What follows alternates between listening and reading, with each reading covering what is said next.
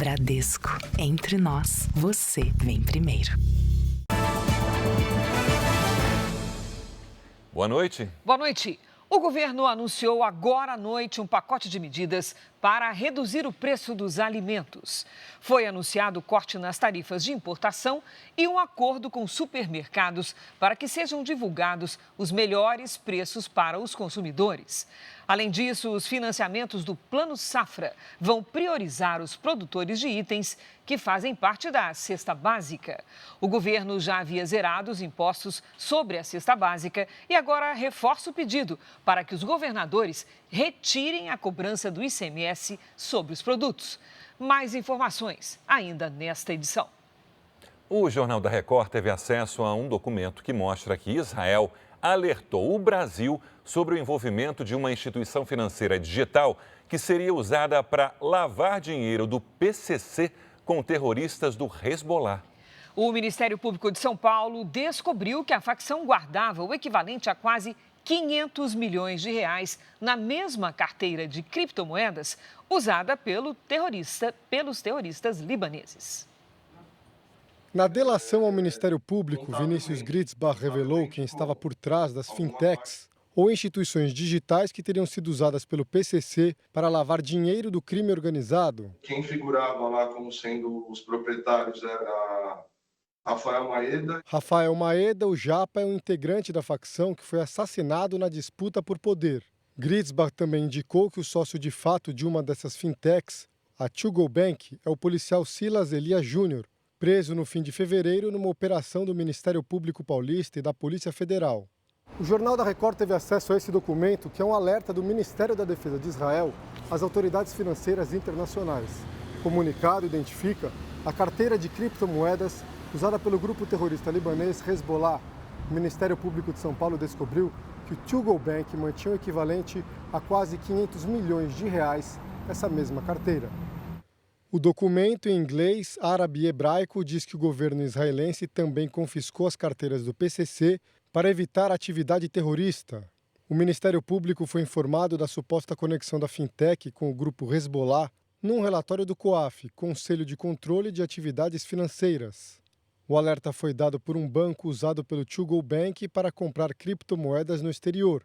Nós tentamos contato com a defesa do To Go Bank, mas não tivemos retorno. Para a desembargadora Ivana Davi, isso mostra como a organização criminosa tem relações com grupos estrangeiros. O PCC pode estar negociando com célula terrorista, com droga e com arma, principalmente porque a gente leva em consideração que o Brasil não produz cocaína, não produz heroína e tudo isso vem de fora. Polícia investiga 7 suspeitos de participação na morte de uma adolescente em São Paulo. Temperatura volta a subir e cidades gaúchas suspendem as aulas. Vence hoje o prazo para ex-presidente Jair Bolsonaro apresentar defesa no inquérito que apura a suposta tentativa de golpe. Brasil registra queda de acidentes de trânsito no carnaval, mas número de motoristas sob efeito de álcool aumenta. Donald Trump suspende tarifas de importação para o Canadá e o México por um mês. Dorival Júnior convoca Neymar para a seleção brasileira. Palmeiras aposta no talento do jovem Estevão, de 17 anos, para chegar ao tetra no Paulistão.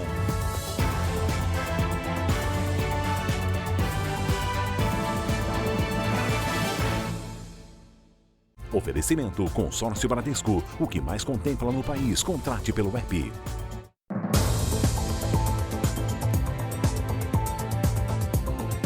A Polícia Civil de São Paulo investiga 7 pessoas que podem estar envolvidas no assassinato de uma adolescente na cidade de Cajamar. A garota ficou desaparecida por uma semana. O corpo dela foi enterrado hoje. A cerimônia de despedida mobilizou um município de 70 mil habitantes na Grande São Paulo. No velório, dezenas de amigos e parentes emocionados. É uma pessoa que tem coragem de fazer o que foi feito com uma menina dessa, 17 anos, vindo do trabalho, meia-noite. Vitória Regina de Souza desapareceu no dia 26 de fevereiro. Logo depois de sair de um shopping onde trabalhava havia apenas 4 dias. Uma câmera de segurança gravou a jovem perto de um ponto de ônibus. Ela contou a uma amiga ter sido seguida e assediada. Eu paraliso, eu não sei o que eu faço, não consigo correr, eu fico parada.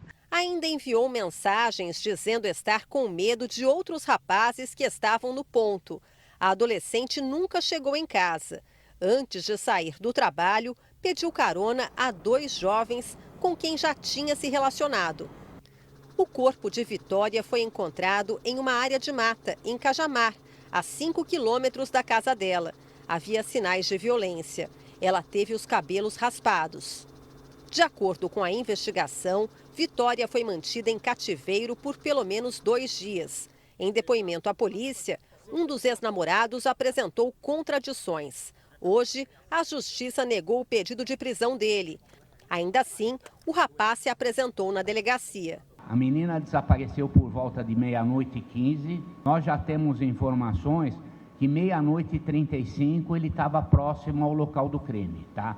Então já furou toda a conversa que ele apresentou pela própria cronologia do tempo. A polícia investiga 7 pessoas por envolvimento no crime, mas ainda não estabeleceu se há uma relação entre os suspeitos e a morte de Vitória. A principal hipótese é de que o assassinato tenha sido motivado por vingança. Também é apurado o envolvimento de integrantes de uma facção criminosa. 2 carros que estiveram no percurso feito pela adolescente foram apreendidos. Um fio de cabelo foi encontrado e vai ser comparado com o DNA de Vitória. Eu não entendo quanta maldade puderam fazer com ela. Tudo está sendo difícil, está sendo dolorido. Não vai trazer ela de volta, mas eu quero justiça. A polícia do Rio ouviu o síndico e funcionários do prédio onde uma criança morreu depois de ser atingida por uma pilastra de concreto. O corpo da menina de 7 anos foi cremado hoje. A cerimônia foi restrita a familiares e amigos. Maria Luísa Oldenbergas brincava com outras crianças quando foi atingida por uma pilastra de concreto na área de lazer do condomínio onde morava.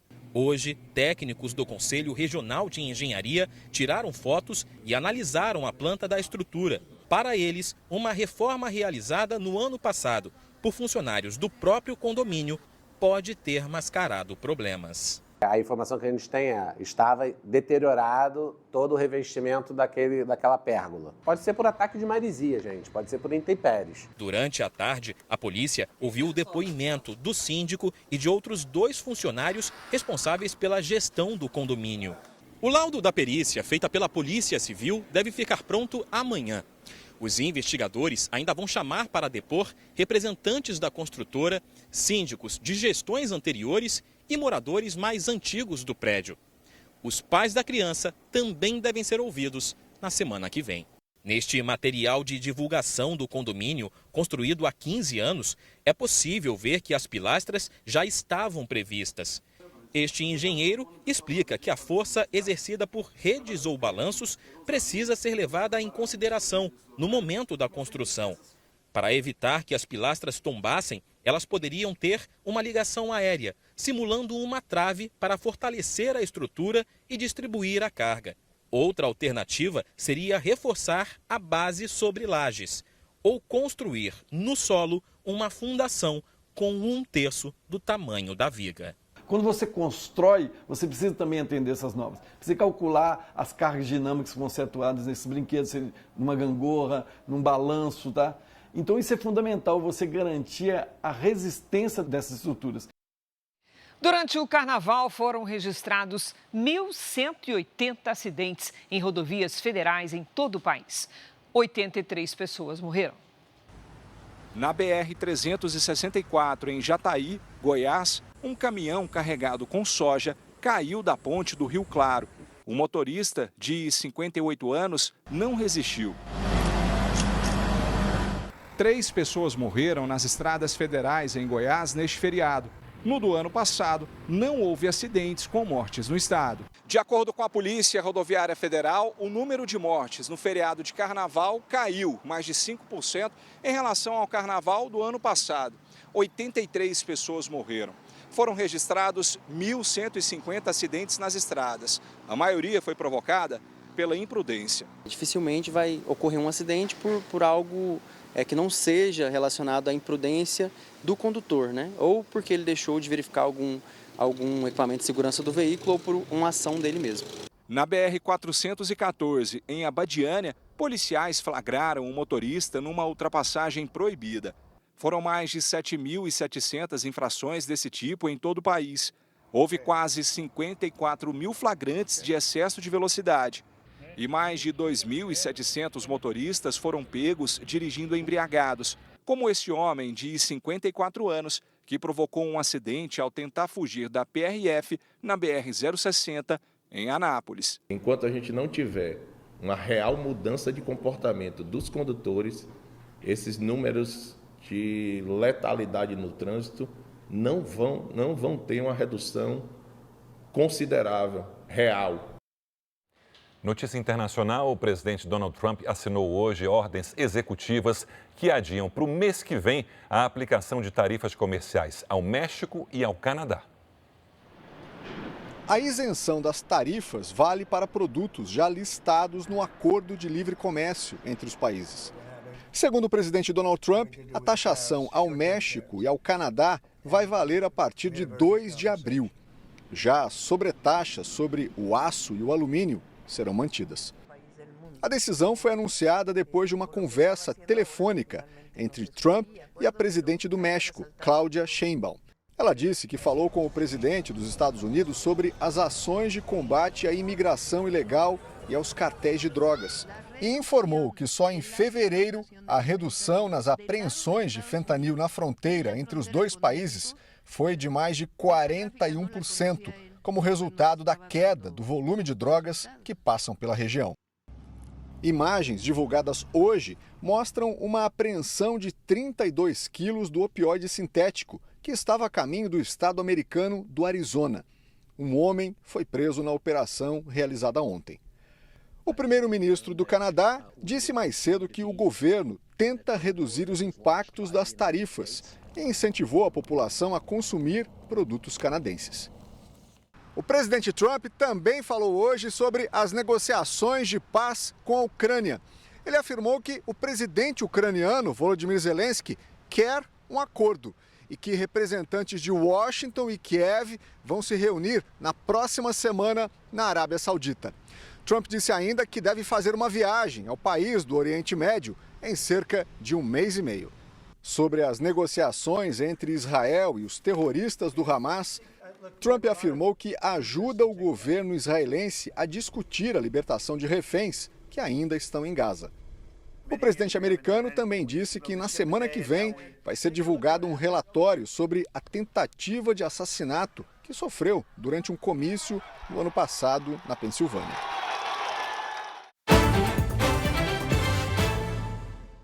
O presidente da Venezuela, Nicolás Maduro, afirmou que vai tomar todas as medidas necessárias para impedir as operações da petrolífera americana ExxonMobil na região de Essequibo. Durante discurso em Caracas, Maduro acusou a Guiana de autorizar atividades ilegais no território que ele considera como pendente de delimitação internacional. A região administrada pela Guiana foi reivindicada pela Venezuela no ano passado. Aqui no Brasil, 6 cidades do Rio Grande do Sul suspenderam as aulas por causa da onda de calor extremo que atinge o estado. O termômetro de rua no centro de Porto Alegre marcava 37 graus. O calor intenso fez com que um dos parques mais movimentados da cidade ficasse vazio. Quem se atreveu a sair de casa logo procurou um lugar com sombra. Eu sempre venho aqui tomar um arzinho, né? Porque é um parque que é muito bom, bastante árvores, né? Oferece um ar bom quando está muito quente, né? Marcos preferiu recusar os pedidos de entrega. Eu já estou numa certa idade que eu tenho que me preservar também, né? O Rio Grande do Sul enfrenta mais uma onda de calor. Hoje, Porto Alegre registrou temperaturas mais altas do que o Rio de Janeiro.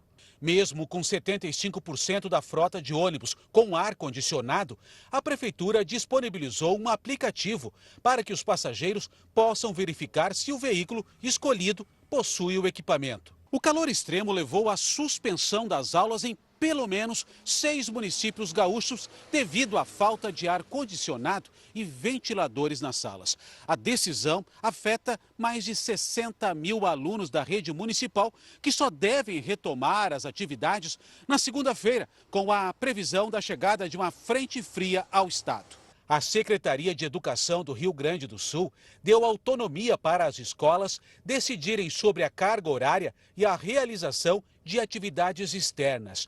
O Instituto Nacional de Meteorologia emitiu um alerta vermelho de onda de calor válido até sábado para o estado. Na outra ponta do Brasil, as fortes chuvas preocupam autoridades do Pará e do Ceará. Hora de conversar com a Lidiane Sayuri. Oi, Lid, boa noite. Quando é que essa chuvarada vai dar uma trégua por lá? Olha, Cris, a intensidade da chuva deve começar a diminuir só na segunda quinzena de março. Boa noite para você. Sérgio, boa noite. E boa noite para você de casa. Para esta sexta-feira, o INMET, Instituto Nacional de Meteorologia, mantém cerca de 450 municípios do norte e do nordeste em perigo para temporais.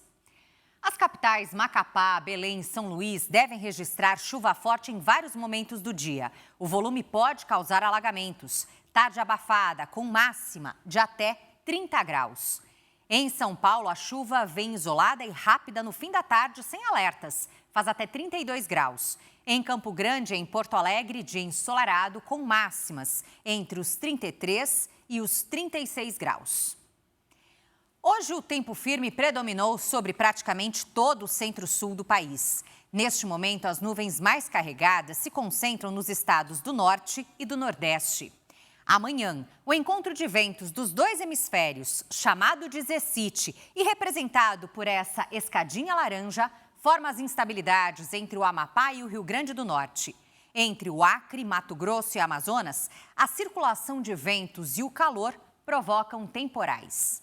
Sexta à tarde, com 28 graus em Curitiba, 33 no Rio de Janeiro, 31 em Brasília, 32 em Salvador e até 26 em Rio Branco. Tempo delivery. A Vânia escolheu a cidade de Mucuri, na Bahia. Boa noite, Vânia. Nos próximos dias, pouca mudança. Sol com chuva em pontos isolados à tarde, sem alertas. A temperatura sobe até os 31, 32 graus. O Carlos é de Guarujá, litoral de São Paulo. Oi, Carlos. O litoral paulista terá dias ensolarados e quentes. Vai dar praia nesse fim de semana, com máxima de 28 graus, sem nada de chuva. Faça como eles e participe do Tempo Delivery. Poste sua mensagem nas redes sociais com o nome de uma cidade e a hashtag você no JR. Cris, Sérgio. Obrigada, Lidi. Veja ainda nesta edição. Termina hoje o prazo para o ex-presidente Jair Bolsonaro apresentar defesa ao Supremo sobre suposta tentativa de golpe. E no esporte, os preparativos dos times semifinalistas para os jogos decisivos do Campeonato Paulista.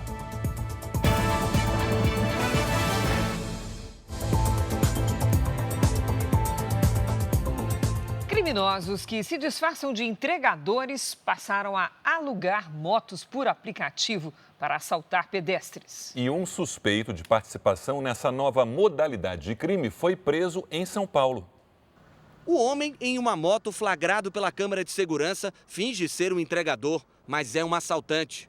Ele percebe a oportunidade de atacar um pedestre, vai pela contramão para logo à frente aguardar a aproximação da vítima, que fala ao celular. Uma segunda moto dá apoio ao assalto. O homem é abordado, entrega o aparelho e o relógio. Em seguida, o outro ladrão se aproxima também de moto e faz a vítima entregar a bolsa. Não satisfeitos, ainda obrigam o pedestre a entregar a aliança. Em seguida, os criminosos fogem. A polícia passou a monitorar a quadrilha depois de uma denúncia. Uma pessoa seguiu os suspeitos até uma rua e viu quando um deles retirou um adesivo da placa de uma das motos para dificultar a identificação. A testemunha conseguiu memorizar as placas das duas motos e procurou a polícia. Começamos a investigar, descobrimos que uma dessas placas ela é clonada, mesmo tampada, não era original, ela já era uma moto clonada. E a segunda moto era uma moto de uma empresa de locação de motocicletas. Segundo a polícia, quem alugou a moto foi Jonatas de Oliveira, de 27 anos, que foi preso suspeito de participação no assalto.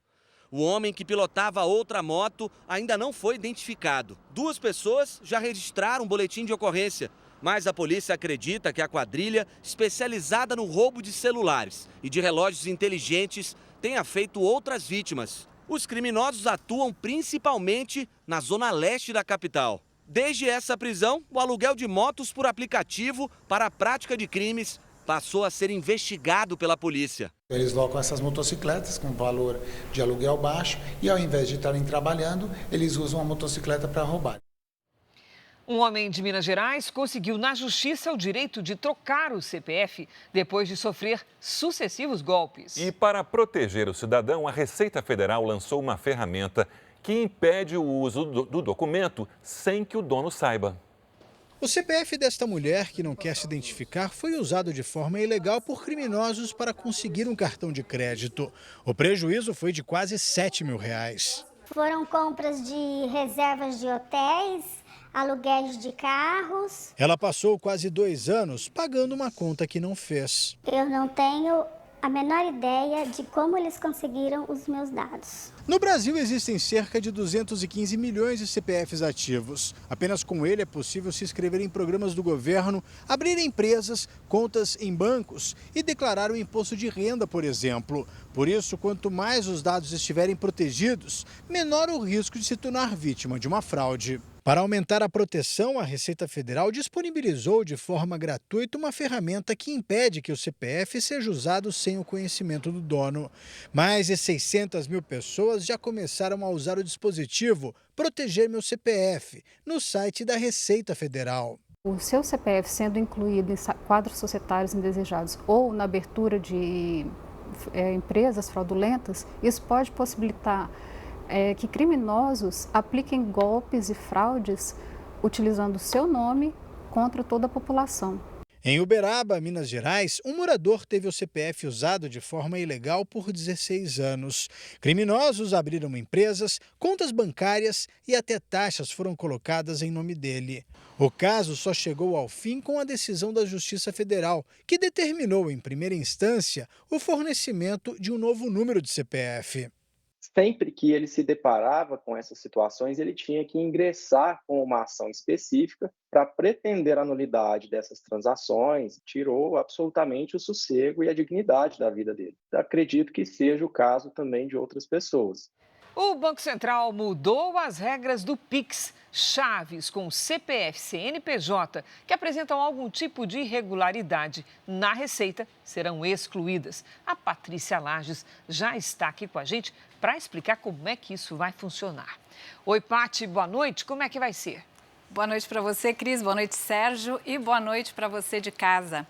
As novas medidas devem dificultar a ação de golpistas que usam chaves Pix de uma pessoa ou empresa, mas direcionam para contas de titularidades diferentes. O Banco Central vai excluir chaves Pix de CPFs nas seguintes situações: suspenso, que é quando o cadastro está incorreto; cancelado, quando há inconsistências detectadas pela Receita Federal; de pessoa falecida; e nulo em razão de fraude. Já as chaves Pix de empresas que serão excluídas são as que o CNPJ estiver suspenso ou inapto, que é quando o cadastro está incompleto ou incorreto; baixado, que é quando a empresa é fechada; e nulo, no caso da empresa apresentar algum erro operacional. Para garantir o cumprimento das novas regras, o Banco Central vai monitorar operações como novos registros, alterações de informações, quando houver portabilidade ou quando alguém reivindicar a posse de uma chave já existente. Ô, Pati, na prática, o que é que muda para o usuário do Pix? Vamos ver, Cris.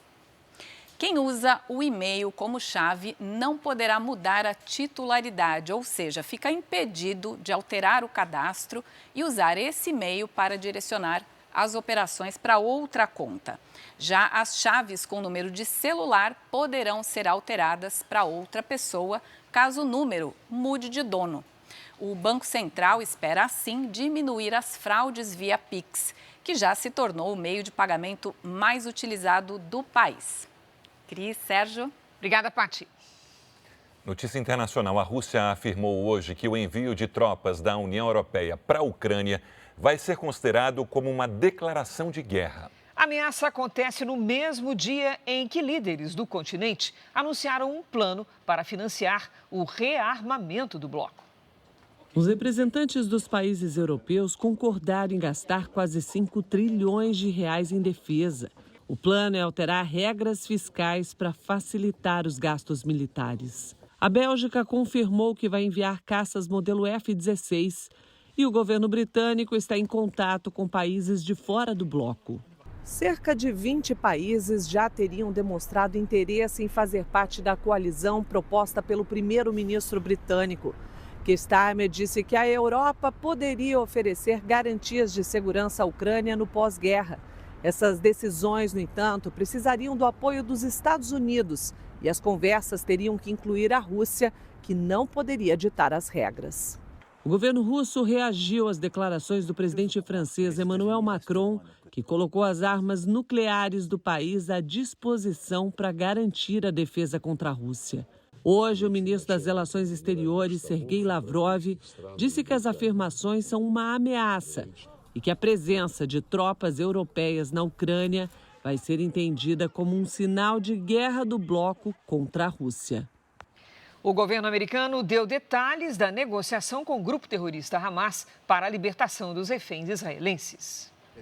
Steve Witkoff, enviado especial ao Oriente Médio, disse em entrevista que a conversa entre os Estados Unidos e os terroristas do Hamas foi recente. A mensagem foi: queremos ver esses reféns voltando para casa. Não vamos ficar aqui sentados sem fazer nada e tolerar essas condições desumanas, afirmou.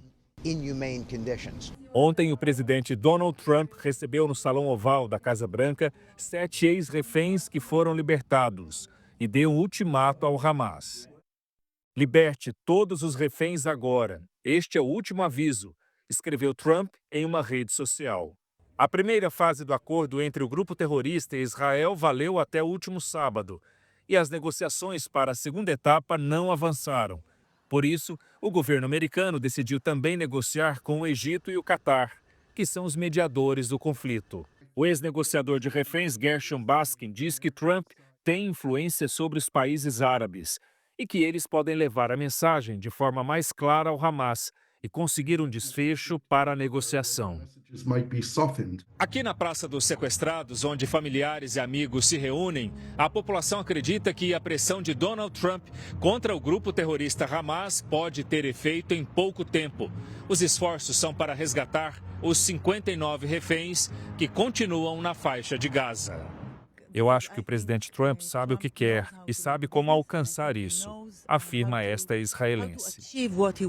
Trump é uma pessoa muito poderosa. Espero que ele possa nos ajudar, diz esse outro morador. Israel e Estados Unidos também fizeram exercícios militares nesta semana. Israel disse que o objetivo é melhorar a cooperação entre os dois exércitos contra ameaças na região. O governo anunciou um pacote de medidas para tentar reduzir o preço dos alimentos. Assunto para Luiz Fara Monteiro, ao vivo de Brasília.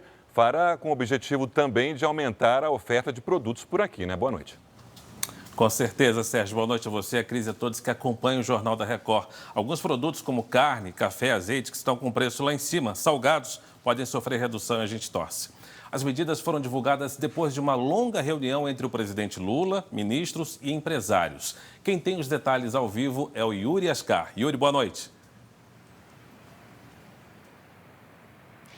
Boa noite, Fara. As medidas foram anunciadas pelo vice-presidente Geraldo Alckmin logo depois do fim da reunião com outros ministros e com representantes do setor de alimentos. A ideia é ampliar a oferta para forçar uma queda nos preços desses produtos. E, inclusive, o eixo principal é o corte de imposto de importação de itens como carnes, café, açúcar, milho, óleo de girassol, azeite de oliva, sardinha, biscoitos e massas. O governo também vai rever a situação de países que não conseguem exportar alimentos para o Brasil por motivos sanitários. Quando o preço do milho cai, há uma redução nos custos da produção de aves e ovos, por exemplo. O vice-presidente Geraldo Alckmin disse que a medida deve entrar em vigor em poucos dias e vai durar o tempo que for necessário para garantir preços mais baixos. O impacto da renúncia fiscal ainda não foi calculado, mas a maioria dos produtos tem pequeno volume de importação. O ministro da Fazenda, Fernando Haddad, não participou da reunião porque está em São Paulo, mas enviou como representante o secretário de Política Econômica, Guilherme Melo. Alckmin pediu ainda que os estados retirem o ICMS dos produtos da cesta básica. Isso também acaba estimulando o setor produtivo e o comércio. Então, todas elas são medidas desde regulatórias até medidas tributárias, que o governo está abrindo mão de imposto, está deixando de arrecadar, abrindo mão de imposto para favorecer a redução de preço. Termina hoje o prazo para a apresentação da defesa da maioria dos denunciados pela Procuradoria-Geral da República por uma suposta tentativa de golpe de Estado. Ao todo, são 34 denunciados e entre eles está o ex-presidente Jair Bolsonaro.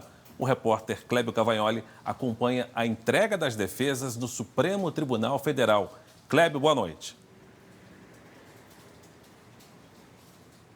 Olá, Fara, boa noite a você, a todos que nos acompanham. A defesa do ex-presidente Jair Bolsonaro acabou de protocolar a defesa do ex-presidente aqui no sistema do Supremo. Em um documento de 129 páginas, Fara, os advogados dizem que Bolsonaro não assinou nenhum decreto, não teve em nenhum momento uma ordem qualquer de violência ou de restrição para impedir o exercício de um poder e não tentou também depor o governo constituído pelas eleições. Os advogados pedem ainda que o caso seja analisado pelo plenário, pelos 11 ministros, e não somente pela primeira turma, composta por 5 ministros, que seria a área inicialmente responsável por julgar esse processo. Também entraram aqui as defesas de Alexandre Ramagem, ex-chefe da BIM, e ainda do tenente-coronel Mauro Cid, que fez a delação premiada que deu, portanto, base a toda essa denúncia. A próxima fase agora é a em que o ministro Alexandre de Moraes, como relator do caso, pede um novo parecer da Procuradoria-Geral da República. E depois, isso é encaminhado, para julgamento na primeira turma. Se 3 dos 5 ministros aceitarem a denúncia, todos os denunciados viram réus e passam a responder a um processo criminal aqui no Supremo Tribunal Federal. Volto com você, Fara. Obrigado, Clébio.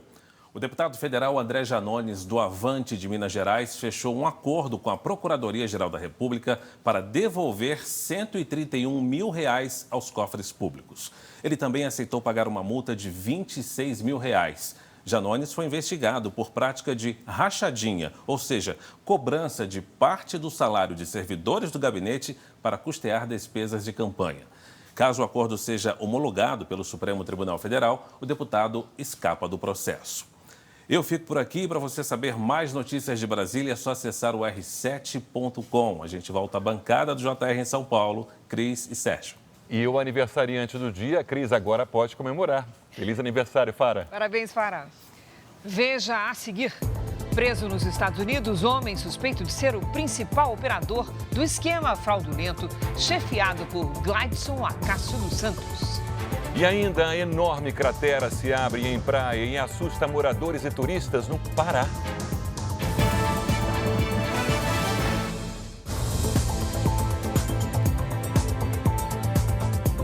Foi preso na Flórida, Estados Unidos, o homem suspeito de ser o principal operador do esquema fraudulento chefiado por Gladson Acácio dos Santos, o faraó dos bitcoins. O brasileiro estava foragido desde 2021 e deixou o país com um passaporte falso. Segundo a Polícia Federal, ele teria movimentado ilegalmente mais de 38 bilhões de reais em um esquema de pirâmide financeira com falsas promessas de investimentos em criptomoedas. Ele vai permanecer detido nos Estados Unidos até ser deportado ou extraditado para o Brasil. Uma enorme cratera se abriu na praia do Atalaia, no Pará. O trecho de areia foi interditado. O fenômeno assustou moradores e turistas. Moradores e banhistas registraram o momento em que uma grande cratera começou a se formar na areia. A enxurrada abriu um buraco de cerca de 900 metros quadrados na praia do Atalaia, em Salinópolis, no nordeste do Pará. Luiz é dono de uma barraca que por muito pouco não foi atingida. Esse ano foi pior, porque além dela estourar aqui, ela danificou lá na beira da praia. Apesar do susto, ninguém ficou ferido e nenhum imóvel foi interditado. A prefeitura aqui de Salinópolis disse que vai fazer drenagem nesse e em outros pontos para minimizar os impactos. Choveu muito na região nas últimas semanas, o que, segundo especialistas, provocou o fenômeno natural conhecido como rompimento de dique. A chuva intensa forma uma série de lagos na região de Dunas, próxima à praia. Parte da água penetra no solo até chegar ao lençol freático, que em dias de muita chuva atinge a capacidade máxima. E para seguir o curso natural, a água rasga a areia da praia, que está abaixo do nível das dunas. Ele é um fenômeno natural, muito comum em praias com macromarés, como são as praias aqui da região norte do Brasil. Um trecho da praia foi interditado. Fica um alerta aqui para a população para que evite essa área, porque a estrutura ainda está um pouco sensível. O técnico Dorival Júnior convocou a seleção brasileira para os jogos contra a Colômbia e a Argentina pelas eliminatórias da Copa do Mundo. Kleber Machado, a principal novidade é a convocação do Neymar? Novidade pelo tempo que ele estava fora. Sabe quando você joga futebol e fala assim, vai ser difícil? Não, isso é pênalti sem goleiro. Pênalti sem goleiro, você bate e faz o gol, não tem como perder. E acho que a convocação dele era isso. O camisa 10 do Santos está de volta à seleção depois de 1 ano e meio. Neymar tinha deixado claro que o retorno ao futebol brasileiro também foi pensando na Copa do Mundo. A lista dos convocados de Dorival Júnior é para os jogos contra a Colômbia e a Argentina pelas eliminatórias da Copa do Mundo. Os goleiros são Alisson, Bento e Ederson. Entre os defensores estão Danilo, Gabriel Magalhães, Guilherme Arana, Léo Ortiz, Marquinhos, Murilo, Wanderson e Wesley. O lateral direito do Flamengo, de 21 anos, comemorou ao lado da família a primeira convocação. No meio-campo foram chamados André, Bruno Guimarães, Gerson, Joelinton, Matheus Cunha e Neymar. O sentimento é de muita felicidade, muito feliz de estar voltando para a seleção e sendo jogador do Santos ainda mais. Que nós possamos também dar segurança a que ele possa desenvolver o seu melhor dentro do momento que ele viva. Não criemos uma expectativa altíssima, jogando toda a responsabilidade em cima desse retorno. Para o ataque, Dorival escolheu Estevão, João Pedro, Rafinha, Rodrigo, Savinho e Vini Júnior. O Flamengo, com 4 jogadores, foi o clube com mais convocados. O destaque da lista de Dorival Júnior foi o retorno de Neymar à seleção brasileira após quase 1 ano e meio sem vestir a amarelinha. O camisa 10 do Santos pode ser a arma que faltava ao Brasil para sair da incômoda 5ª posição na tabela de classificação das eliminatórias sul-americanas para a Copa do Mundo. A convocação foi o que todo mundo sonhava, a volta do Neymar. Mas as pessoas têm que prestar atenção que o futebol brasileiro ficou sem o Neymar por 1 ano e o Brasil não achou uma forma de jogar. Desde que voltou ao Santos, Neymar tem demonstrado que a grave lesão no joelho, sofrida em 2023, faz parte do passado. Ele está sendo convocado porque ele tem uma história na seleção brasileira e ele é disparado o melhor jogador brasileiro ainda em atividade. Ele não precisa de número, não precisa de teste, ele precisa estar jogando. Exatamente isso, tem que ser convocado, não dá para pensar a seleção sem ele. Mas é como disse o Dorival Júnior, não dá para imaginar que ele vai chegar e vai jogar como jogou já na carreira. Pré-Libertadores da América, o Corinthians foi a Guayaquil, no Equador, e perdeu por 3-0 do Barcelona. Se complicou na competição. Preste atenção aí nos gols. No final do primeiro tempo, o Choca fez pênalti no Carabalí. E o Coroço, que foi um dos grandes jogadores da partida, abriu o placar 1-0. No segundo tempo, o Carabalí vai aparecer de novo ali para fazer a jogada que o Riveiro conclui para o gol. E mais tarde, o Hugo quase salvou, mas no rebote, Coroço marcou 3-0. O Corinthians precisa ganhar por 3 gols de diferença para levar a decisão para os pênaltis ou por 4 para se classificar semana que vem em São Paulo. Pela Copa do Brasil, o Fluminense venceu o Caxias por 2-1 e avançou para a terceira fase. Quem também está na terceira fase é o Vasco. Derrotou o Nova Iguaçu com grande atuação de Felipe Coutinho. O jogo foi no estádio Newton Santos. O mando era do Nova Iguaçu. Nuno Moreira passou para o Rayán, que abriu o placar para o Vasco. No primeiro tempo, o Vasco definiu o jogo. O segundo foi marcado pelo Felipe Coutinho de pênalti. Mas o show foi nesse gol aí. Dá uma olhada, bem ao estilo de Felipe Coutinho. Dominou e bateu com precisão. 3 para o Vasco, 0 para o Nova Iguaçu. Outro grande time brasileiro também se classificou para a próxima fase da Copa do Brasil. O Atlético Mineiro goleou o Manaus por 4-1. O jogo foi no Mineirão e o Alisson, jovem revelação do Atlético, fez 1-0.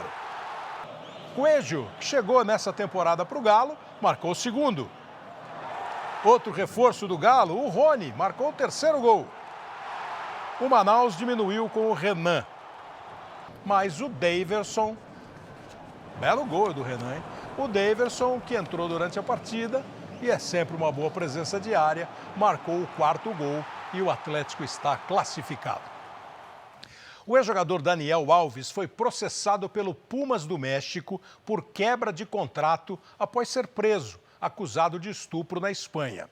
O clube mexicano abriu um processo na Corte Arbitral do Esporte contra o brasileiro e pede uma indenização de cerca de 29 milhões de reais. A audiência está marcada para o dia 25 de março. Daniel Alves foi preso em janeiro de 2023, quando ainda tinha contrato com o Pumas. Ele foi condenado a 4 anos e meio de prisão. Hoje, Daniel cumpre pena em liberdade provisória.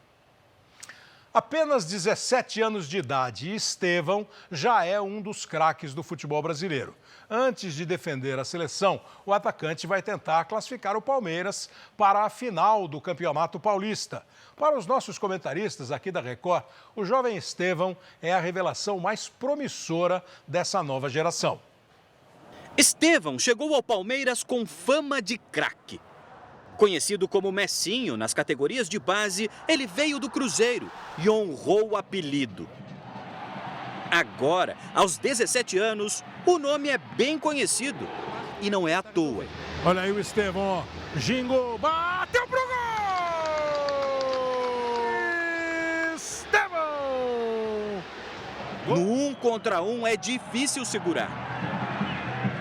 Depois de brilhar nas quartas de final do Paulistão contra o São Bernardo, Estevão chegou a 30 participações diretas em gols antes de completar 18 anos e ultrapassou Neymar, que era o líder. Estevão mostra em campo o que o apaixonado por futebol gosta de ver. O Estevão é o futuro do futebol brasileiro. Só que é curioso a gente falar desse futuro porque ele traz muitas coisas legais do passado. O jogador imprevisível, o drible, a conclusão perfeita. Então ele é a grande arma que o Palmeiras tem. Mas é só até julho. Depois ele vai para o Chelsea da Inglaterra. O técnico do Palmeiras, Abel Ferreira, reclama de muita coisa. Mas sobre Estevão é só elogios. Mas sou um felizardo por poder ter o Estevão e desfrutar dele, como já disse várias vezes. Os palmeirenses nem tiveram tempo de sentir falta de Endrick, outra revelação do time. Estevão ocupou o espaço deixado pelo atacante que foi para o Real Madrid. E na segunda noite, contra o São Paulo, nas semifinais do Paulistão, ele pode brilhar mais uma vez. Sabemos que a equipe do São Paulo é uma equipe bem qualificada, mas a gente está no nosso estádio, a gente está do lado da nossa torcida, do apoio deles e espero dar bons resultados para eles dentro de campo. Eu acho que ele é a joia que surgiu no futebol brasileiro com mais potencial, assim, cara. Ele é um garoto fora de série, jogando futebol. Tecnicamente ele é muito acima. Ele fazendo um pouquinho mais de gols, ele vai ser um dos melhores jogadores do mundo, eu tenho certeza disso. 17 anos e muita bola. Outra fera, garoto, 18 anos de idade. O tenista João Fonseca ganhou do britânico Jacob Fernley por 2-1. Foi na primeira rodada do Master 1000 de Indian Wells, nos Estados Unidos, que é um dos torneios mais importantes do tênis. O próximo adversário do brasileiro será Jack Draper, outro tenista britânico que é número 14 do mundo. Garotada é boa de bola, Cris e Sérgio. Que vem a nova geração. O Jornal da Record termina aqui e à 00:30 tem mais JR. Fique agora com a novela Força de Mulher e logo depois de Gênesis tem a série Reis. Não perca. Ótima noite para você. Boa noite e até amanhã.